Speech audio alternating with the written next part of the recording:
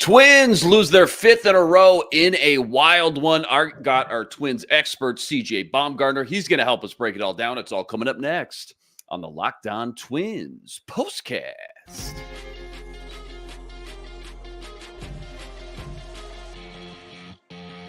You are Locked On Twins POSTCAST, part of Locked On Minnesota on the Locked On Podcast Network. Your team every day. What's up? We're back in the lab, back at it. Another Twins POSTCAST episode right here on the Locked On Sports Minnesota Network. You got myself, Luke Inman, at Luke_Spinman. That's the man in the flesh, CJ Baumgartner, Twins expert over at Zone Coverage MN. He's on X at Baum CJ30. And CJ, before we jump into all the action, quick reminder, today's episode brought to us by FanDuel, America's #1 sportsbook. Right now, new customers, you're getting $150 in bonus bets guaranteed, win or lose. Go check it all out over at FanDuel.com/lockedon. All right, man, Twins coming in, losers of 4 straight, 3-7 in their last 10, just trying to get back on track here, trying to find any relief, kind of snap this losing streak here. And this was a back and forth game tonight in some frigid, cold weather, temps in the high 30s for most of this one. So, between Joe Ryan on the mound and then the Twins' cold bats, you just kind of assumed this was going to be one of those pitcher duels. But that really wasn't the case, at least early on. 3 runs scored in the first inning alone, 2 of those off the bat of Trevor Larnach. That was nice to see. He started things off with a 2-run home run to put the Twins up 2-1 in the first. Tigers get 2 back in the third, just on a couple baby bloop singles to go up 3-2. And then bottom 6, down 2 with 2 on, Byron Buxton, he pushed one to deep left field off the wall. That tied things back up at 4 apiece. But dude, CJ, had he been running full speed instead of watching this thing float up in the air, who knows? He might have scored an inside the Parker with the speed he's got. And unfortunately, looking back, they probably could have used it because top of the 9th, Tigers steal one thanks to a Thielbar throwing error to first base and then an RBI single the very next pitch. That gave them the go-ahead run. Tigers win it 5-4 on a cold night at Target Field. Let me just kick it off to you, CJ. Start us off with your, biggest takeaways, kind of your A topics first and foremost. I think if there's one word you'd use to describe this game, I think in all facets, it'd just be gross. Like the weather was gross. The fielding was gross. There was a couple timely hits in there, but other than that, some big whiffs and big situations. I think gross is the word I would use in terms of this game. And it's just one where it felt like at the end that nobody was really going to win with the way that the Tigers were making mistakes and the Twins were making mistakes. It wasn't going to be who would come up with the big hit. It'd be who would make the big mistake. That would kind of lead things to spiral out of control. And unfortunately, it was the Twins. It was just a game where it felt like every time they had an opportunity to get back in things, the Tigers would get a rally. And it wouldn't necessarily be because the Twins pitching was doing necessarily bad, and more because the Twins defense or just felt like the Tigers didn't earn it as much as the Twins just kind of gave it to them today. No, well said. That's a great breakdown, and I totally agree. Pretty accurate depiction of what we watched just unfold. Let's dive a little bit more into Joe Ryan's day for a minute, because you just mentioned it. Pitchers didn't really look bad necessarily, right? I mean, the Twins team right now, especially with the bats struggling so badly, plus they couldn't get a win with Pablo on the mound, by the way, Wednesday afternoon too. So they just needed another quality start in the worst way. And I thought Joe Ryan tonight gave them a chance to win. I mean, here's the final stat line. Okay. 5 1/3, 7 hits, 4 earned, 1 walk, 6 Ks, 63 strikes on 93 pitches. But again, unfortunately, just another outing where I thought the stuff looked good enough coming off his hand. He couldn't cash out in the stats department and kind of got, I think, a little unlucky again in some certain portions of the game. He ends with the no decision. What were your thoughts and outlook on him? Maybe not just today, but big picture from a guy who, we all know he's been under a lot of pressure to step into this number 2 role for Sonny Gray this year. Yeah, I mean, I thought Joe Ryan overall had a fine outing. It wasn't his best of the season. It wasn't bad by any stretch. It was one where the defense let him down in a couple of key spots. It's one where, again, in a game where you expect things to be kind of gross, he went through the lineup the first couple times pretty well, got to that 6th inning and started to run into a little trouble. But it wasn't necessarily that he was getting, exit veloed to death. It was more just the ball was finding its way into the outfield, and he was just allowing too many base runners. And that's kind of how his start in Detroit last week went, the same way. So overall, I thought Joe Ryan had a nice outing, obviously trying to get to that number 2 spot in the rotation. I think he had a good effort, and I think he'll get there over the course of the season. But it's just that classic case of the Twins are expecting dominant starting pitching because their lineup can't produce. And on the days where they can, the defense lets them down by giving up some extra runs, and feels like this team just can't catch a break. Yeah, no, you're totally right. It was far from dominant by no stretch of the imagination was he, throwing his ace number 1 stuff. But I think if you sat down and watched most of his outings this year, and it happened again tonight, he's actually thrown some pretty rock solid pitches so far. He's switching up his stuff, I guess, better than he had last year anyways, at least in my opinion. Through these first, 3-4 starts, just to be totally honest, I thought he got a little unlucky out there, not just tonight, but so far this year. I mean, just for example, here you go. Carpenter, the Tigers' number 3 hitter. Okay, he goes 3 for 3 with 2 RBIs, but 2 of his hits tonight were just these little baby bloops, just in the right spot, right time. I think even Justin Morneau on the broadcast said both those balls came off his bat at like 60 miles an hour, which is like nothing. So I guess all in all, maybe not the results we wanted, every single outing from Joe Ryan this year so far, but you just hope and assume, I guess, some of this little stuff is going to balance itself out over the course of an entire season and kind of regress back to the mean eventually. Because again, I think his stuff on the mound so far has actually looked pretty sharp out the gate. And I think he does look the part of a strong number 2 in this rotation right now. Not to mention, like you said, a little more consistent run support. Hey, that wouldn't hurt things either. I'm just saying. All right, Roco Report. You know what to do. I'm going to tee you up. Tell us your favorite or your least favorite move or decision, whatever it may be from today's game. Game 1 versus Detroit, back at home in Target Field. The Roco Report. It says what, CJ? So the Roco Report obviously isn't going to look incredibly great just because they ended up losing in the ball game, and now you can kind of go back and nitpick some things. Right. But, I think the decision to pinch hit for Ed Julian, I get it. That's what Rocco's going to do. That's fine. I would have rather seen Austin Martin come up in that situation instead of Manuel Margot. I know Margot's a vet. You traded for him. You wanted to give him that. I get it. And I'm, maybe there's some number that says he's better against the pitcher that was on the mound. There's maybe some number I'm missing, but just on a pure vibe level, I think you probably should just give that at bat to Austin Martin. He's been putting the ball in play more. He's got the speed that you want late in the game. I think if you were going to pinch it at Julian for anybody, I probably would have given it to Martin instead of Margot. Yeah, Martin's been a nice little spark plug for sure. And again, always easier in hindsight, but I think you're right. I don't have the numbers and the analytics in front of me, but that was also what I was thinking as well before Margot came up to the plate. I got some just box score scouting here. I always say it doesn't tell the whole story, but something to go off of. Jeffers 1 for 4 tonight. Buxton 1 for 4 with those 2 ribbies. Julian 0 for 2. He did score a run. Santana, another 0 for 4 night. Farmer, another 0 for 3 night.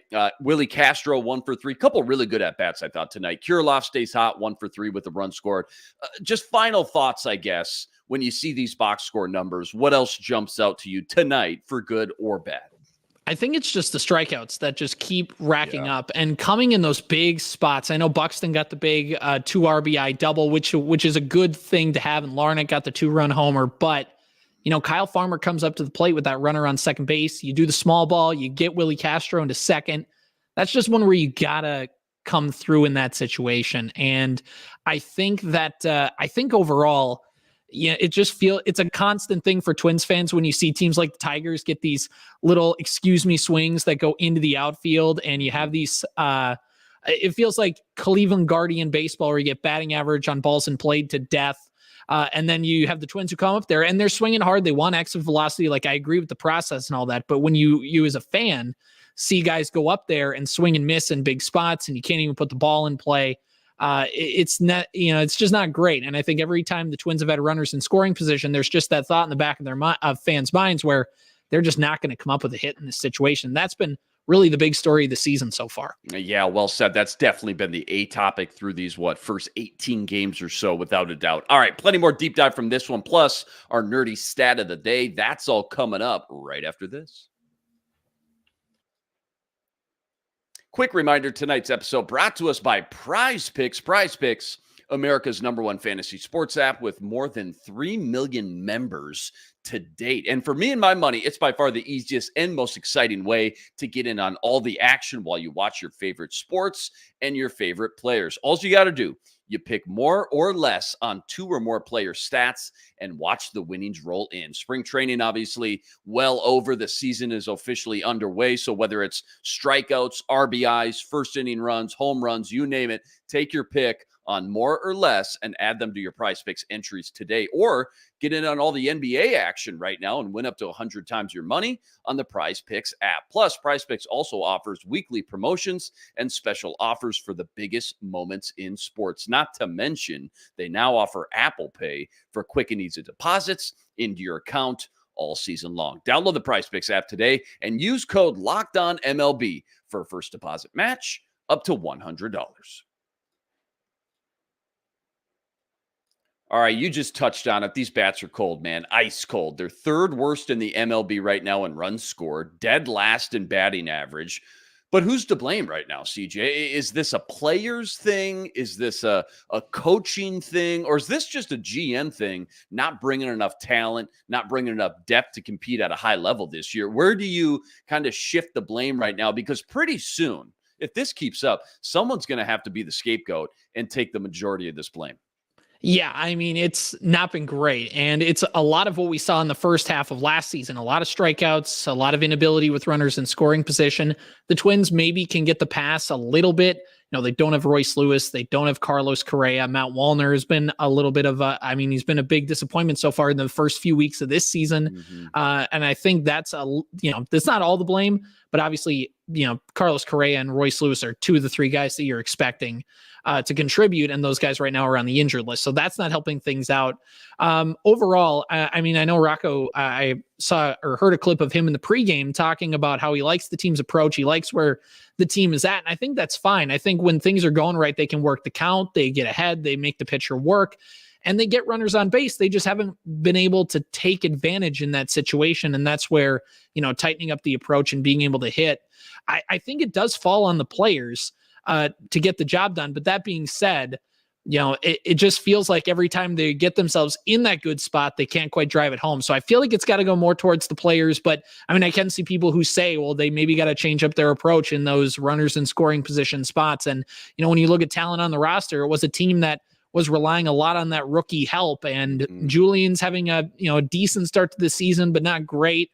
Wallner, down in AAA right now, and Lewis on the IL. Those were 3 rookies that were big for the Twins last year when they got hot, and they're getting not a lot from either of them. So those are big reasons why the offense is in the hole it's in right now. Yeah, well said. And tonight we finally got to see Trevor Larnach's bat come alive. 2-run bomb in the first. That was great to see. Jeffers and Kirilloff, they've been rock solid at the plate thus far. Julian, as you mentioned, he's flashed a little bit. So if you can get Correa and Royce Lewis back sooner than later, and then you got to hope Buxton comes alive at some point at the plate. Plus, you get Kepler back as well. Does that lineup all of a sudden make you feel a little bit better about things? Because as we all know, it's a long, long gauntlet of a season yet to be played. I'm trying to give the fans some hope, some optimism here. Do you see some flashes of potential with that lineup when fully healthy, or am I crazy? When this lineup gets fully healthy, they are going to be good. Max Kepler has a slow start, but he always kind of has that. So he typically turns things around. Obviously, Carlos Correa and Royce Lewis getting back to the lineup would be huge. It just depends on, can the rest of the lineup hold down the fort by the time they get healthy? Because if Royce Lewis comes back, mid-June, and the team is 10 games below 500, there's really not much that one player is going to do to turn things around. If the Twins are at about 500, a couple games below, a couple games above, by the time Royce Lewis gets back, well, now the team can do some things and they can raise that level of play up a little bit. When this lineup does get fully healthy, they can mash. And we've seen the team do that in the second half of last season. It just depends on where they're at. And right now they're digging themselves a pretty big hole. And the AL Central right now looking a lot better than it has been in the last couple of years, to where they might not be able to dig themselves out of it like they were a year ago.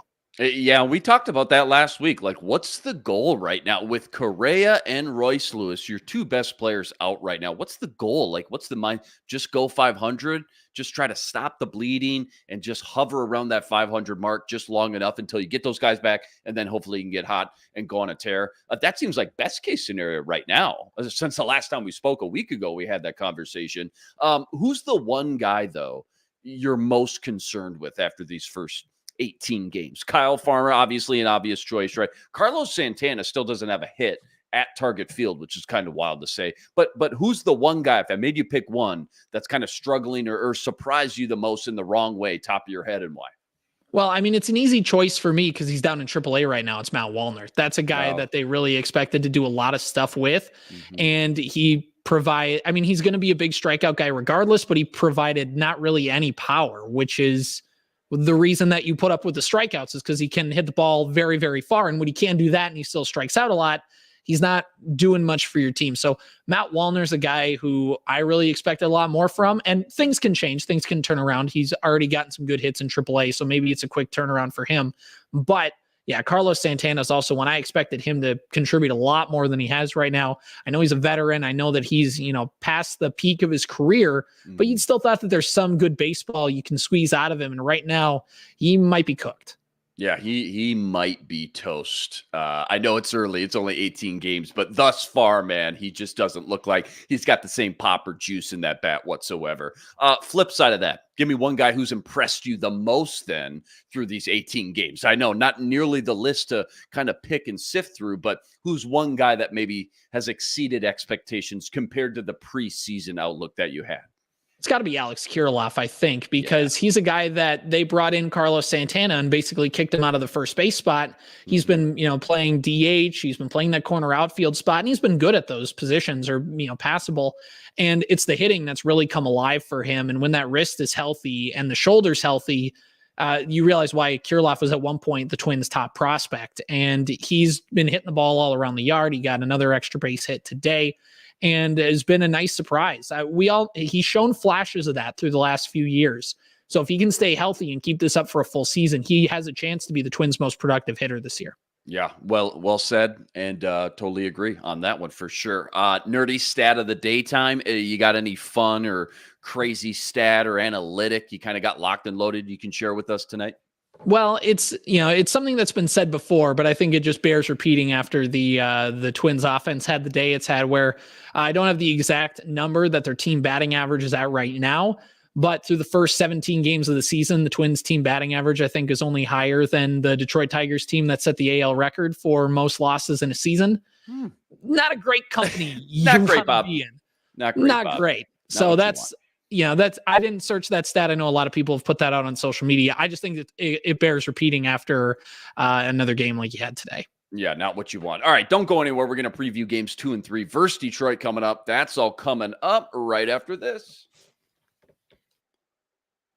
Quick reminder, tonight's episode brought to us by FanDuel, America's #1 sportsbook and official sportsbook partner of the MLB. Right now, it's playoff time in the NBA and NHL, not to mention baseball's in full swing. That means FanDuel's, it's your #1 place to be to bet on all the action. Check this out. Right now, new customers, you're getting $150 in bonus bets, guaranteed. $150, win or lose. Bet on everything from slap shots to home runs to slam dunks, all on the app that's safe, secure, and easy to use. So what are you waiting for? Visit FanDuel.com/lockedon and make your first bet an automatic win. FanDuel, America's #1 sportsbook and official sportsbook partner of the MLB.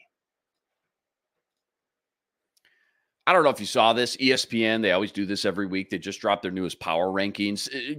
Just take a guess. Maybe you already saw it, but if not, take a guess where you think the Twins rank on the ESPN power rankings that just dropped today. I think I'm going to guess they put him like at 24. Pretty good, man. They dropped 3 more spots from last week, from 20 to 23. So you pretty much nailed it. You were right there. And they're now the second worst ranked team on these ESPN power rankings in the AL Central, behind only the 3-15 White Sox right now. I know these mean absolutely nothing at the end of the day here, CJ, but if I were to tell you 3 weeks into the season, the Twins would be that low in the power rankings already, what would your first thought be? Yikes. That's where not great. Yeah. No, not fun. Not fun. I think, we were on here after the first game of the season and I said, this team can win anywhere from 89 to 94 games. And that seems like a long time ago now, doesn't it? Right. Exactly. This season, whether it's been the off days, the way that the series have gone, it's been a weird buildup. It's hard to get excited about a team that's 6-12. It's also hard to get excited about a team that's had some rainouts and some off days early in the season, injuries.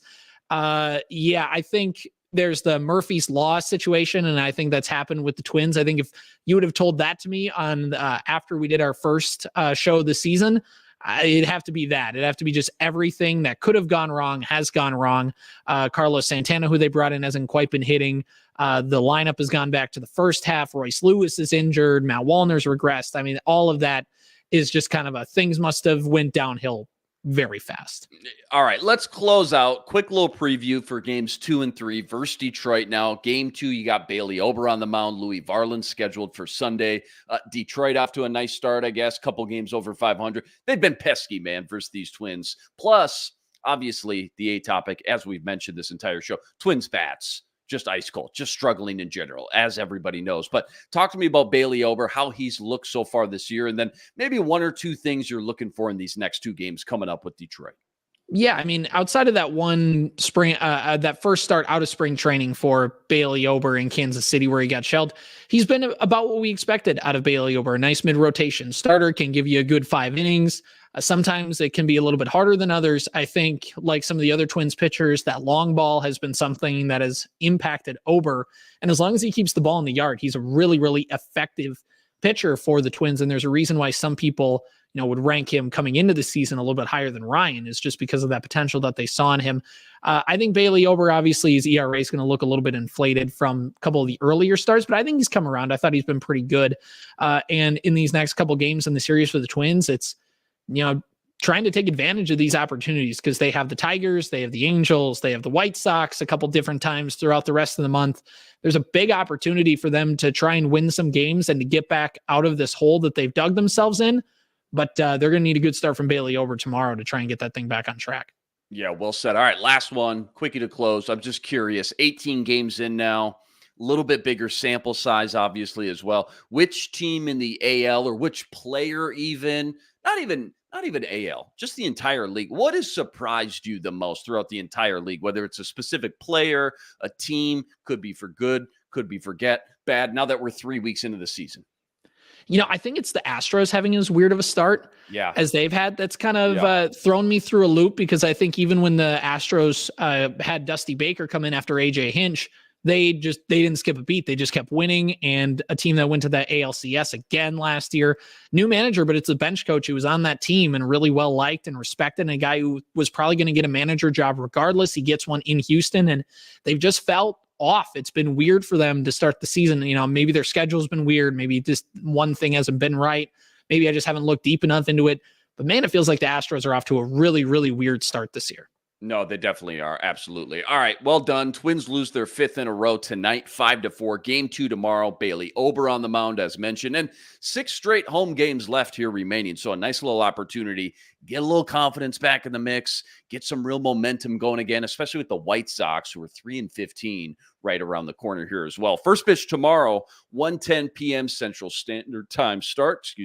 As always, huge shout out to everybody that joined us on the stream. Rest assured, we'll be back each and every game, same time, same place, to break it all down. And quick reminder, go check out all of CJ's work on Twitter at BaumCJ30, plus all the work you're always ripping it up over at ZoneCoverageMN.com. Anything you got out within the last week or so since the last time we spoke that we can go check out right now?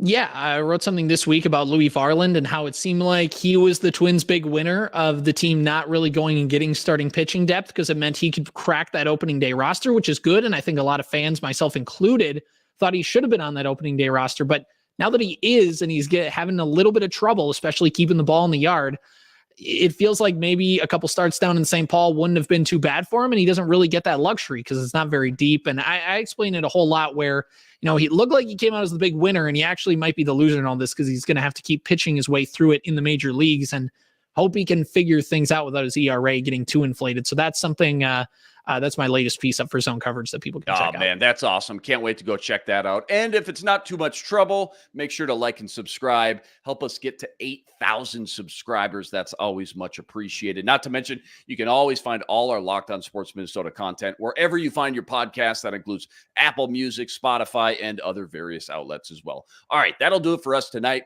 He's C.J. Baumgartner. I'm Luke Inman on Twitter, @Luke_Spinman. Until next time, signing out.